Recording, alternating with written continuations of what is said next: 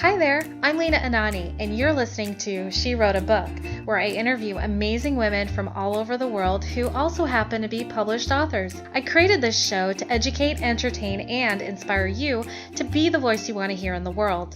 Now let's get started. You are listening to episode number 145 of She Wrote a Book, and today I'm interviewing Yolanda Ridge, author of the book Trouble in the Trees. This book is about 11-year-old Bree, who is happiest when she's climbing the trees. So when the neighborhood council bans tree climbing in her townhouse complex, Bree vows to get the bylaw changed. But rallying her neighbors proves harder than she imagined.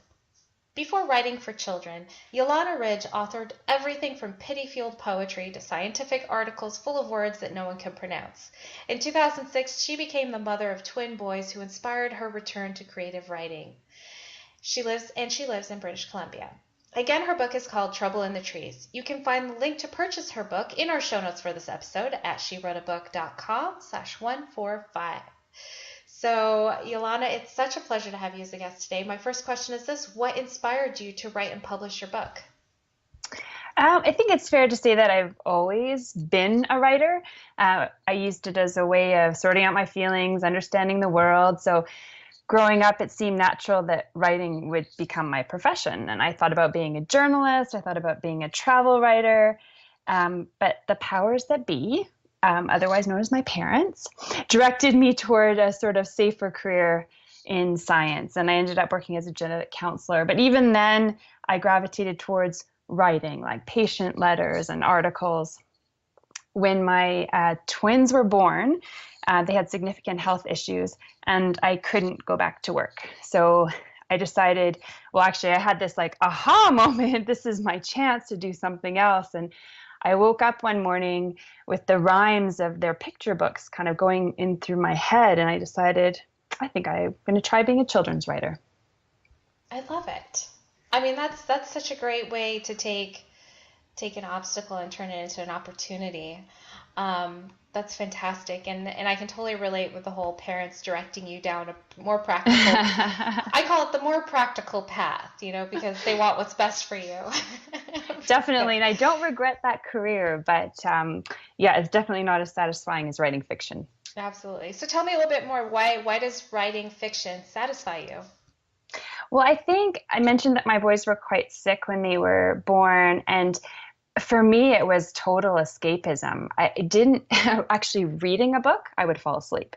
But writing a book, sort of a more active process, allowed my brain to go somewhere else into another world and just escape. So when they napped, I didn't clean the house. I wrote my books. And when they went to bed at night, I would try to stay up just a little longer than them so I could get a little bit more written. So I think it's just being immersed in that process. And sometimes we just need to escape from our own world and go into another.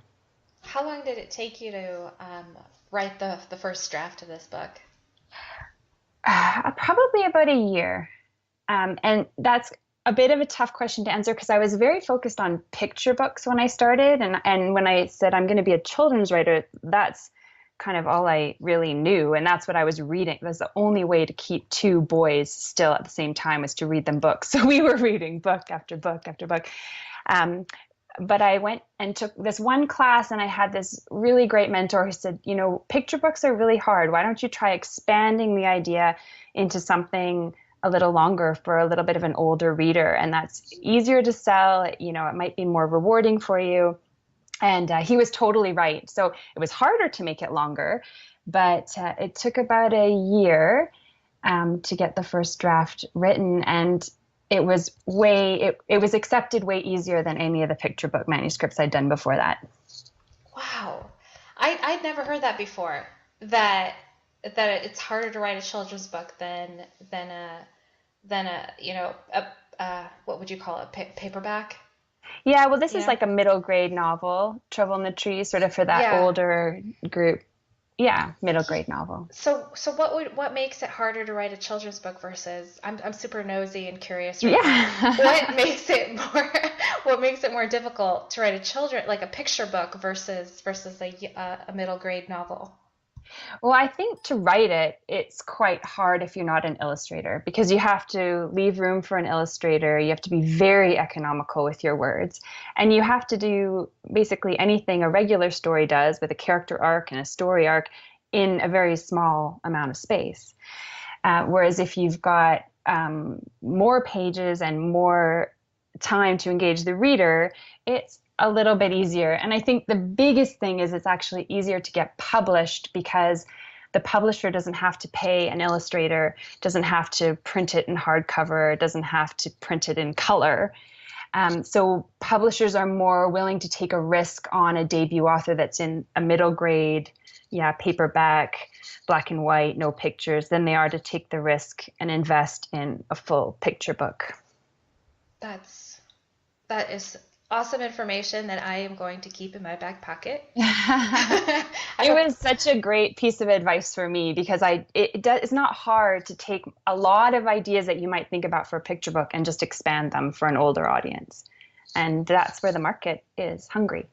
Very awesome, very awesome. I know, like so for the benefit of the listener, middle grade means what, third to sixth? Yeah, probably like 8 to 12-year-olds. Okay, perfect.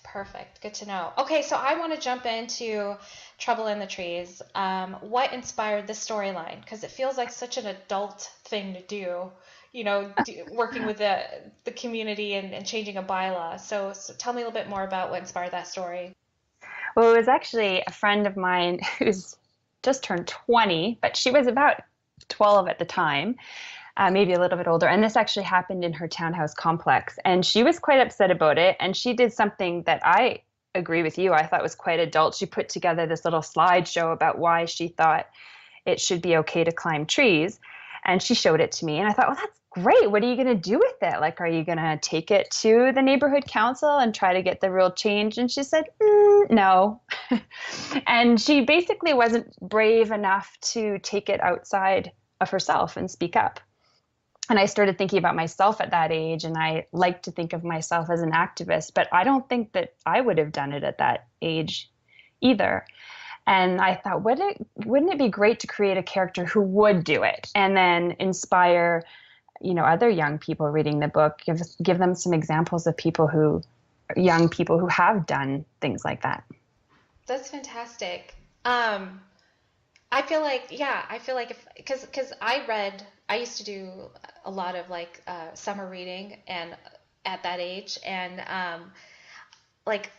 for example, the Babysitter's Club series for me, I feel like that taught me that I could be an entrepreneur one day.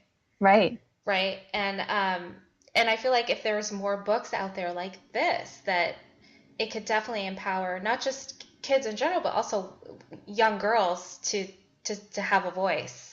And definitely. And I love that that's the premise. That's the premise of your book, is that this 11-year-old Bree is happiest when, climbing trees, and no one's going to get in her way, and she's going to do everything she can to continue this, to have that freedom to climb trees. So I'm curious, so the inspiration for the book was inspired by your friend. How long between that conversation and you realizing that's the inspiration for your book, and you started writing around that storyline? It didn't take long. My brain was still programmed to do picture books, so I immediately went home and I was picturing these young kids in the trees, and and then I was like, wait a second, this is just right. It's not such a serious issue that it was daunting to tackle, but it meant a lot to her. And so I thought, well, this is kind of just perfect to put towards that older age where they can start taking some action, but they're not tackling any of the really messy stuff that adults get, and actually lots of kids now get involved in. So I would say it only took a couple weeks, and then I started writing, and I was pretty novice at fiction writing, and I also glommed onto something that my mentor had taught me, which was the magic of 3. And so I thought, okay, she's going to want to change the bylaw, and she's going to have to do 2 or 3 things before it's successful. So that's kind of how I structured it and went from there. Very cool. what is your favorite part in your novel?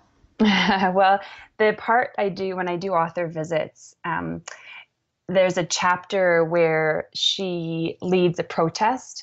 So, or actually, she organizes the protest with some of the other kids that live in her townhouse complex.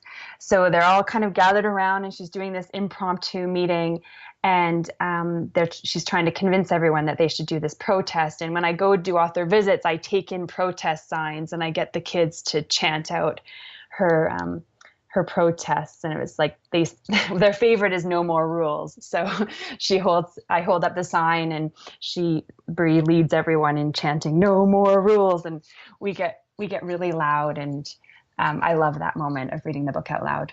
That sounds amazing. I would love to be there for that. That sounds so cool. What do you hope the reader, after they read your book cover to cover, what do you hope that they get out of it? Well, I really hope that they get out of it that anybody can make their voice heard, right? I mean, the first version of the book that I wrote, she didn't actually get the bylaw overturned. And I just thought, well, that's realistic. And then the publisher that picked it up said, well, that might be realistic, but that's not sort of the hopeful message that kids want to get. And I'm very happy that I changed the ending and that is the outcome, because I think not only should kids speak up, but their voices are often heard. And so that's what I hope that they get out of this, that not just that it's important to speak up, but that people are listening. And speaking of getting your voice heard, my last question is this: what do you love most about being an author? Well, I still love it as a form of escape.